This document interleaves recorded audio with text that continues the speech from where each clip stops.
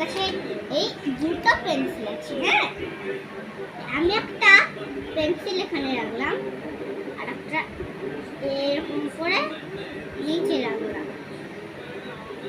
এটা হলো, এটা অন, এটা আন্ডার।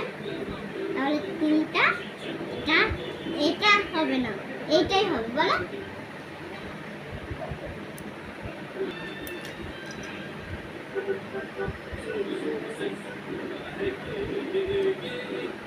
আমার কাছে একটা